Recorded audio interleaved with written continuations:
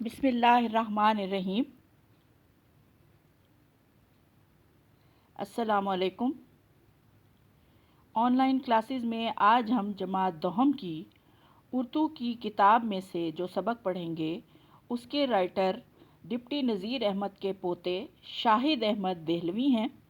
جنہوں نے اپنے استاد محترم مرزا محمد سعید کا خاکہ لکھا ہے، ٹھیک ہے، جو ان کی کتاب گنجینہ گوہر میں شامل ہے۔ یہ اس کتاب کا اس چیپٹر کا پہلا پیج ہے، جس کے 5 پیراگراف ہم پڑھ چکے ہیں۔ آج ہم 6واں پیراگراف پڑھنے جا رہے ہیں۔ 5 پیراگرافز میں آپ نے یہ پڑھا کہ مرزا صاحب کی اچانک وفات کی خبر شاہد احمد دہلوی نے اخبار میں پڑھی اور انہیں اس بات کا بہت افسوس ہوا کہ ان کے استاد محترم جو اتنی بڑی شخصیت تھے وہ اچانک وفات پا گئے۔ نہ تو ہم لوگوں نے ان کے علم کی قدر کی، نہ ان کی شخصیت کی قدر کی۔ اب وہ انہیں جو ہے وہ خراج عقیدت پیش کرنے کے لیے، خراج تحسین پیش کرنے کے لیے ان کا خاکہ لکھ رہے ہیں، جس میں ہمیں ان کی شخصیت کی پہچان کروا رہے ہیں۔ ان کی شخصیت کے کچھ پہلو ہمیں بتا رہے ہیں کہ ان کے وہ بڑے بڑے لوگوں کے استاد تھے، جیسے کہ شاہد احمد دہلوی، جیسے کہ پطرس بخاری، جیسے کہ امتیاز علی تاج، اور پطرس کے ساتھ تو پھر انہوں نے پیچھے 2-3 واقعات بتا کر بھی جو ہے وہ یہ بتایا کہ کس طرح سے جو ہے وہ ان کے ساتھ ان کے بہترین تعلقات تھے۔ اب یہ جو ہم 6 پیراگراف پڑھنے جا رہے ہیں، اس میں بھی پطرس کے ساتھ ہی ایک محفل میں ان کے ساتھ ایک اور واقعہ پیش آیا جو بہت ہی خوبصورت تھا، اور اس کو بھی انہوں نے یہاں پر بیان کیا ہے۔ آئیے اس پیراگراف کو پڑھتے ہیں۔ Paragraph number 6۔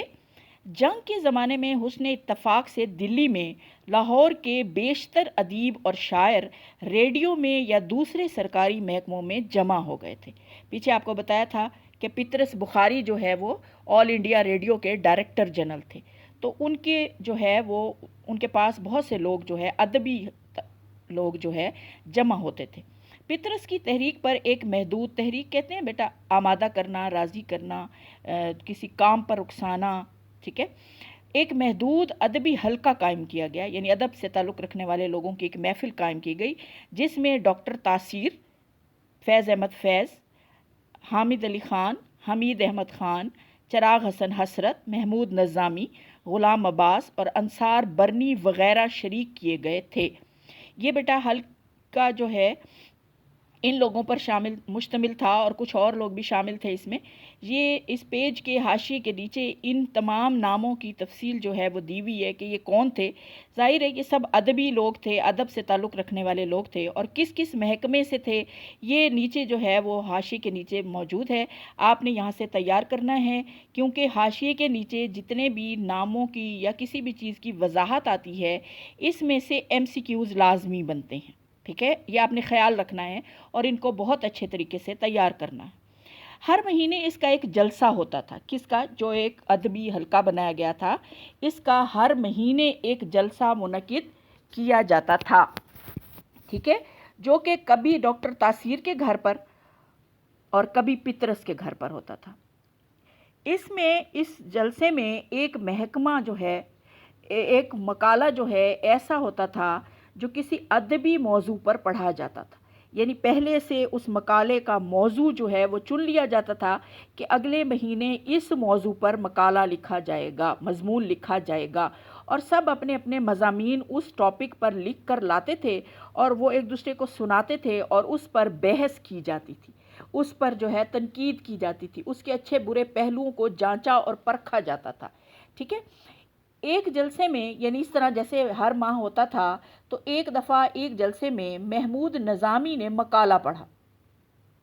اس میں مرزا صاحب بھی تشریف لائے تھے، یعنی یہ جو جلسہ تھا، یہ جو محفل تھی جس مہینے یہ ہوئی تھی ڈاکٹر تاثیر کے گھر پر، یہاں پر جو ہے وہ مرزا محمد سعید بھی اس محفل میں شامل تھے۔ ڈاکٹر تاثیر نے گفتگو کا آغاز کیا،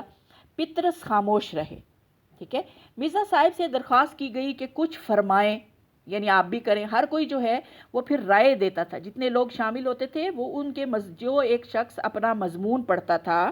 وہ اس مضمون پر پھر رائے دی جاتی تھی۔ مرزا صاحب بحث و مباحثے کو پسند نہیں کرتے تھے، یعنی زیادہ بحث کرنا، تکرار کرنا انہیں پسند نہیں تھا،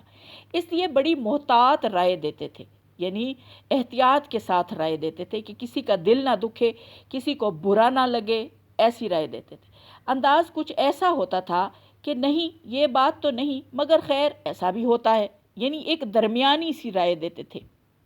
ٹھیک ہے۔ پطرس کو شوخی سوجھی، شرارت سوجھی، فیض کو اشارہ کیا، فیض احمد فیض کو اشارہ کیا، وہ مرزا صاحب سے زیادہ واقف نہیں تھے،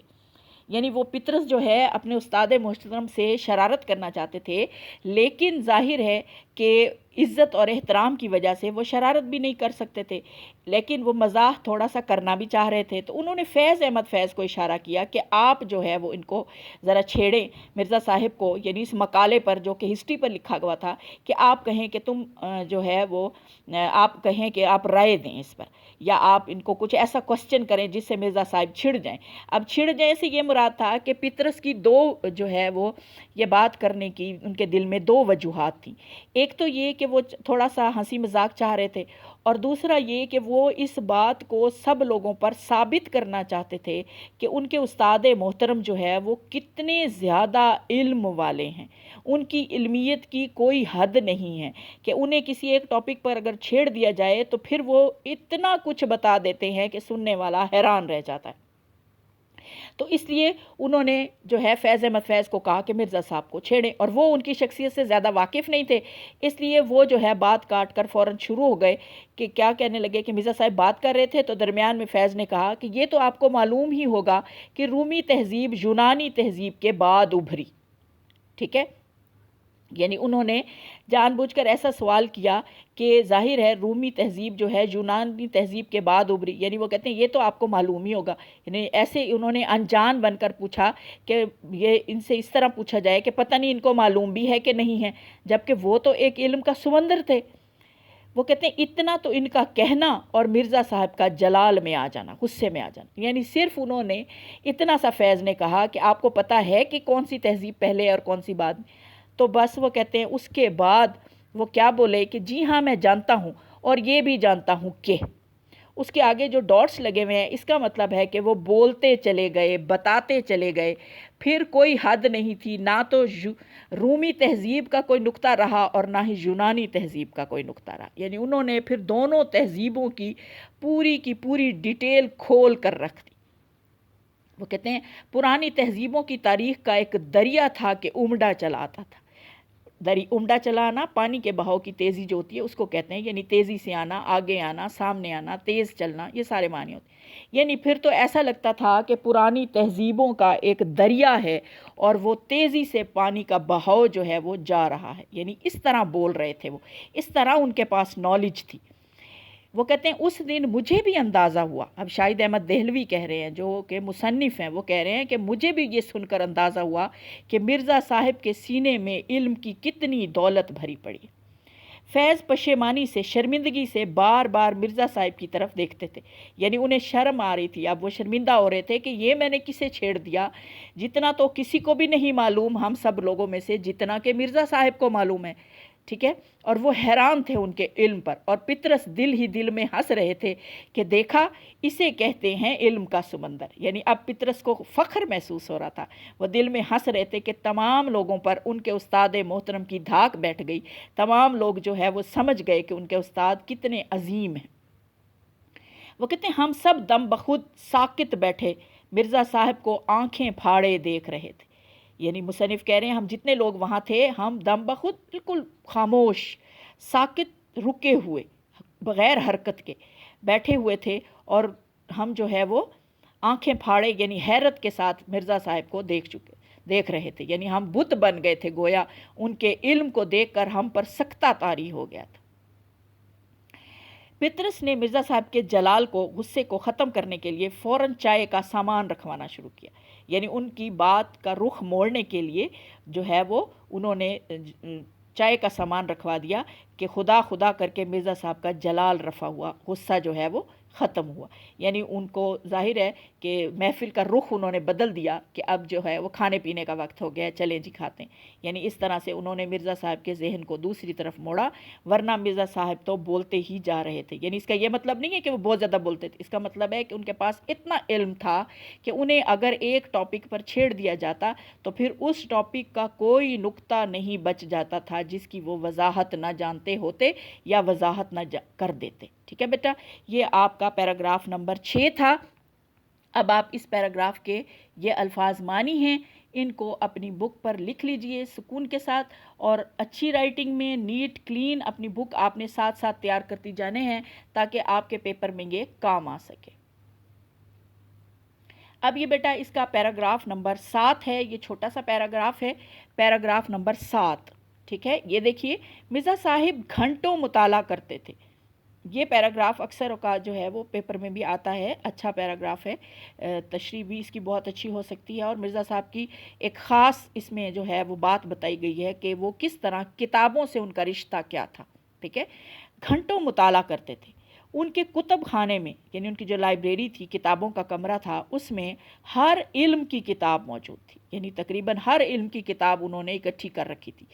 ملازمت درس و تدریس ہی کی تھی، یعنی ظاہر ہے نوکری بھی ان کی پڑھنے پڑھانے کی تھی، پروفیسر تھے، اس لیے نئی سے نئی کتاب پڑھتے رہتے تھے. اور یہ اچھے استاد کی علامت ہوتی ہے کہ وہ تعلیم سے جڑا رہتا ہے. وہ یہ نہیں سمجھتا کہ میں نے پڑھ لیا اب میں صرف پڑھاؤں گا، نہیں، بلکہ وہ ساری زندگی استاد بننے کے بعد بھی شاگرد بھی بنا رہتا ہے.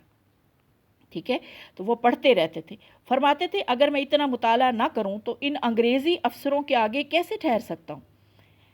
انگریزی پروفیسروں کے آگے کیسے ٹھہر سکتا ہوں. یعنی ظاہر ہے وہ جس کالج میں پڑھاتے تھے وہاں زیادہ تر انگریزی پروفیسر تھے، اور انہوں نے بھی انگریزی تعلیم حاصل کر رکھی تھی. لیکن ظاہر ہے کہ یہ بیسیکلی تو انگریز نہیں تھے، اور اس وقت زیادہ تر انگریز تھے جو انگریزی پڑھا رہے تھے. تو ان کے سامنے انگریزی پڑھانا گویا جوئے شیر لانا تھا، بہت بڑا کام تھا جو وہ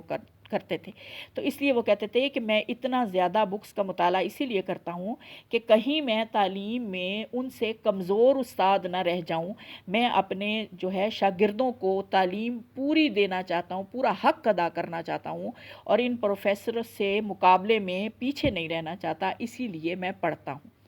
پینشن لینے کے بعد، پینشن کہتے ہیں بیٹا جب کوئی سرکاری ملازمت سے فارغ ہو جاتے ہیں، ریٹائر ہو جاتے ہیں، اس کے بعد اس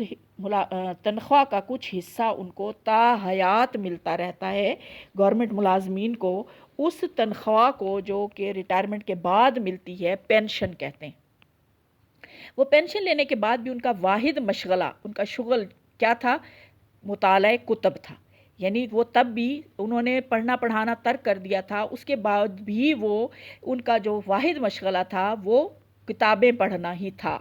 ان کا یہ شغل اب تک جاری تھا، یعنی مرنے تک، ان کا مرتے دم تک وہ کہتے ہیں جاری تھا. ابھی تک وہ ان کا جو سب سے بہترین مشغلہ تھا وہ کتابیں پڑھنا ہی تھا. اور پینشن کا بڑا حصہ کتابیں خریدنے میں صرف کر دیتے تھے، خرچ کر دیتے تھے. یعنی پینشن اگرچہ کم ہوتی ہے تنخواہ سے، اس میں بس گھر کا گزارا ہی اپنے جتنا ہی ہو جاتا ہے اس عمر میں، تو لیکن وہ کہتے ہیں وہ پھر بھی اس کا زیادہ تر حصہ جو ہے وہ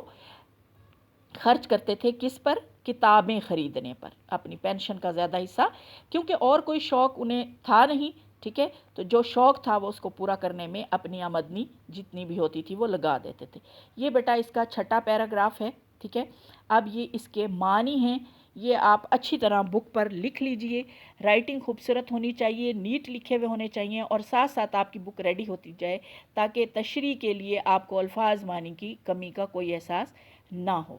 ٹھیک ہے بیٹا، اللہ حافظ.